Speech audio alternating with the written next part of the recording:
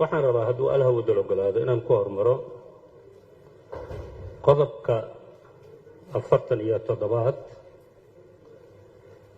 ee lagu soo celceliyay inta badan xildhibaanadu ay yiraahdeen ayaa la qabaa in sidiisii uu ahaa ibn ugu qornaa in booskiisa lagu soo celiyo kaasoo dhigayay shuruucda ku saabsan xisbiyada diiwaangelintooda doorashooyinka heerka madax bannaan ee doorashooyinka waxaa lagu qeexi doonaa shuruuc gaar ah oo uu soo saarayo golaha shacabka ee baarlamaanka federaalka Soomaaliya qodobkaasi waxaa la qabaa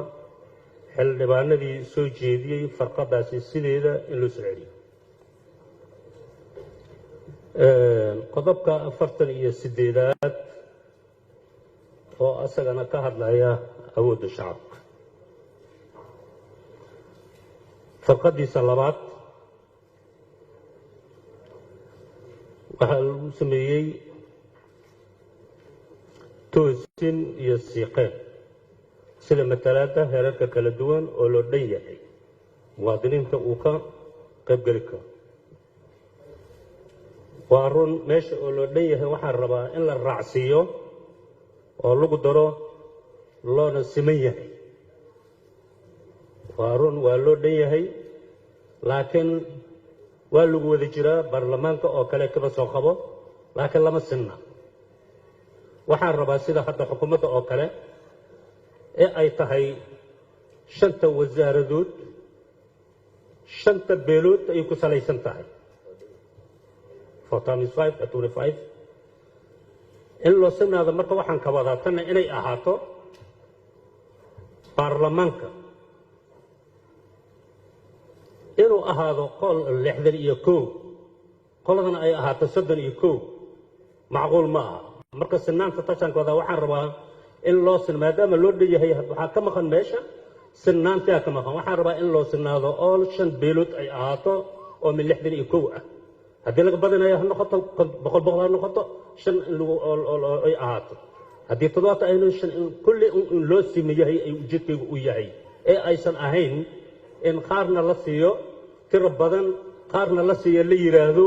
haaf ayaa tihiin taawata aan ka soo horjeedo ee inay ahaato in loo siman yahay qodobka 49aad oo mabaadiida guud ah kaasoo ka hadlaya xaqiijinta in bulshada jamhuuriyadda Soomaaliya ay helaan matalaad caadil ah siiba wuxuu leeyahay siiba beelaha laga tiro badan yahay waryaa laga tiro badan yahay ta aan qabana taa waay cidda laga tiro badan yahay maanta yaa waay anigu maanta laga tiro badan yahay I believe waxaan rumaysanahay aniga maanta beelaha Soomaaliyeed 61 la siiyay inaan aniga ka tiro badanahay qaybo ahaan oo aan ka tiro badanahay haddana in meesha lagu soo qoro laga tiro badan yahay hadda waxaan filayaa meeshaas in weli lagu socdo eraygii ahaa xaq ma rabno ee xalan raadiyo hayna bilaa calaykum hadda xaqiyay taagan tahay maadaama dastuurka dib u eegis hadda lagu samaynayo waxaan soo jeedinayaa in lagu qoro 5 beelood oo siman baarlamaan weyna waa kana labada aqal isugu jira maanta cidda dhihi karta gacanta ha taagto waa laga tiro badan yahay jiroor weyn halay sheego ma jirto hal la yiraahdo beel shanaad waan ogolahay hal lagu qaybsado 5 beelood oo siman dastuurka baa maanta dib u eegis lagu sameynaya oo halaga gudbo erigii ahaa xaq ma rabno maanta xaqi hala qoro hana loo qoro in maanta lagu qaybsado 5 beelood oo siman waan ogolanahay waxa taan u leeyahay waxay tahay waxa la yiraahdo laga tiro badan yahay ma jirto eraygaas waa eray aan ka soo horjeedo ee aan diidanahay anigoo layga ma tiro badna majority ah dadka maanta uga tirada badan Soomaaliya ayaan ahay ereygaas wuxuu ka soo baxay sidaad ogtihiin uu ka soo bilowday xaq ma rabnay xalaan rabnaad wuxuu ka soo bilowday soodare dadku waxay u haystaan inuu ka soo bilowday carte maahe wuxuu ka soo bilowday soodare dalkan wuxuu soo maray marxalad bacda alrabsho heer wuxuu soo maray dalkaani ay dadkaani siday nabadda u jecel yihiin horumarka iyo wanaagana ay rabaan in hal beeloo beelaha soomaaliya ka mid ah inay madaxweyne qaadato ra-iisul wasaare qaadato wasiir arrimada qaadato wasiir arrimaha guud qaadato wasiir gaashaandhigga qaadato ay raalli ka ahayd beeshii markaasi fursaddaasi iyo awooddaasi lahayd ayadaa baldaraysa markii la sugu yimid halkaasi ee la yidhi shirweyne loo dhan yahay ayaa lagu qabanayaa addis ababa ee soodar la isugu yimid ee miiska wada hadalka lasoo wada fariistayna waxaa ka soo baxday sidaad ka wada dherigsan tihiin in dadkii ayaga ahay ee markaasi fursadooda beeldareeyey laftigooda aan anaga dad ahaan u soo dhawaysanayna inay yidhaahdaan dadkaani wax ma dilin nalma sugmi karaan eraygaasi allahu naxariisto ninka koow meeshaasi ka dhiidhiyey oo joogay saddexduba haddaba waa dhintaan sidaan ka warhaayo abukaatar raajis ayuu ahaa waxaa la fadhiyey asaga iyo mawliid macaan allahu naxariiste iyo maxamed rabalaan arbow abukaatar raajis wuxuu yidhi waa ujeedahay mawliid iyo arbow inaana nalagu haysanin tira iyo tayo ladinkuna haysanin hase yeeshee wax la isku haysto wax maadan dilin waaye ee qorya aan qaadanay aan wax dilno dhabaha inta istaagno dad un aan layn wax la rabo waan kursi dhiigle wax lagu fadhiistee dadaalka heer uu ka gaaray abukaatar raajis saa darteed waxaan leeyahay erayga la leeyahay tira badnaan iyo tayaba naguluma haysto naguluma dhama sida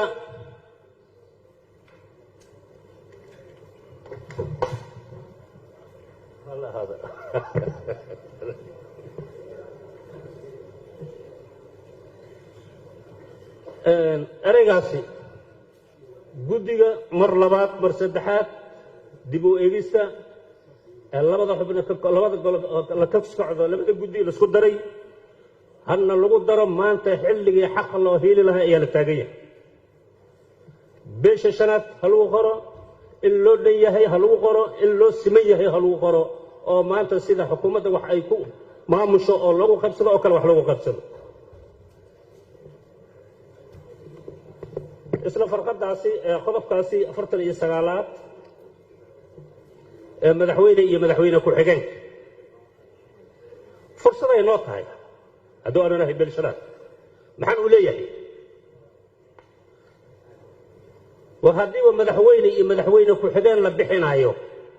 waa soo dhawaynaynaa se maxaan ku soo dhawaynaynaa sida hadda aan sheegayo oo kale haddii madaxweyne la sameeyo afarta kale ha laga dhigo madaxweyne ku-xigeenayaba si meesha loogu wada sagnaado iyaysan ahaanin madaxweynea la sameeyey la doortay madaxweyne ku-xigeenaa la doortay hadda kuwa kalena dadkii kalaa laga dhigaa macquul ma noqonaysa taasi mana ogolaanayno waxaan raalli ka nahay haddii madaxweyne iyo madaxweyne ku-xigeen la samaynayo ee la qaadanayo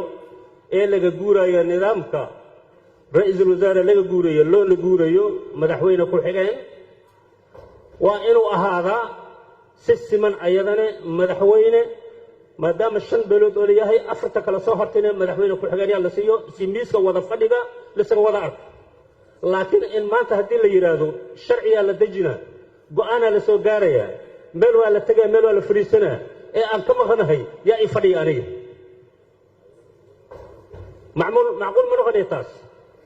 si miiska lisaga wada arko oo aan annagana ku qanci karna ee la dhihi kara hebel baa u fadhiya waa iyadana in la sameeyaa 4 madaxweyne ku-xigeen siduu hore ugu dhawaaqay meeshan loogu sheegay xildhibaanadii ugu horeeyey ay fikirkaasi soo jeediyeen waa la qabay qodobkaasi waxaan leeyahay hadda markii wax loo aqalka sare la sameeyay maamulka kaliya ee ka run sheegay qodobka 72 farqadiisa C ee dastuurka kumeel gaarka ah ee uu haysano waa maamul goboleedka dowladda Hirshabelle maxaa jira dastuurka wuxuu qoraa in meeshaasi 5 xubnood ay ka soo baxdo oo beesha shanaad ah ee aqalka sare ay timaado lagama hayo maamul goboleedka hirshabeelle keliya ayaa maanta kaga jira waa ku ciidan darafna waa ere aqalka sare in ay ku soo daraan hal qof inta kale lagama hayo saas oo kale ayaa meel waliba la rabaa in lagu dardaro waxaan diidanaynaa waa taas maadaama loo siman yahay eraygan ee la leeyahay ee la xaqiijinayo ee la rabo in la fuliyo gentleman agreement oo aan qornayn ee wixii dastuurka ku qorana aan la fulinaynin wixii heshiiska oo bannaankana la fulinayo mudanayaal iyo marwooyin xildhibaanayaal waxaan rabnaa arrintaasi in meel looga soo wada jeesto sharcigannaga ee aanu ku heshiinay ilan dastuur waa heshiis bulsho wixii lagu heshiiye ee noo qoran ee la wada saxiixeen ee madaxweynuhu saxiixana inaanu ku dhaqano hadduu allah wada ogolaado baasiri mudan xildhibaan wax yar iyo ogolow habdhoore qodobka 52 farqadiisa koowaad xil haynta madaxweyne waxaa la sheegay 5 sano in ay tahay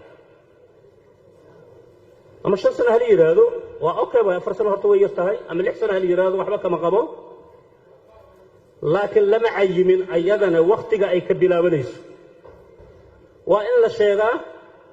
waqtiga ay ka bilaabanayso ayadana in lagu soo qoraa ee la leeyahay taariikhda dambe ay ka bilaabanee kan sixiga ay ka bilaabanee ama kan ay ka bilaabanee waa in ayagana ay cadeeyaan guddiga labada qodobka kooban qodobka 53aad farqadiisa koowaad ee ayadana dhehaysa waxay xaqiijinaysaa xaq muwaadiniin kasta oo buuxiyey shuruucda xeerka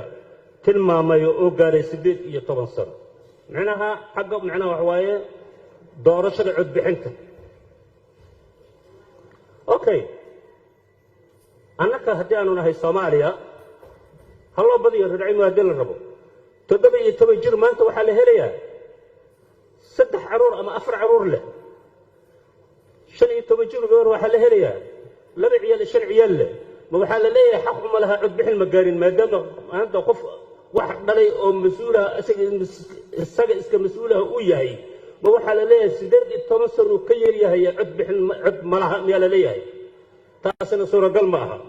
maadaama hore loo soo qoray qaangaarnimadu waa 15 sano qofka hadduu baaliq uu yahay uu qaangaar yahay waa in asagana uu cod bixin karaa ee aan lagu xanibin 18 sano maadaama la helayo 17 jir 16 jir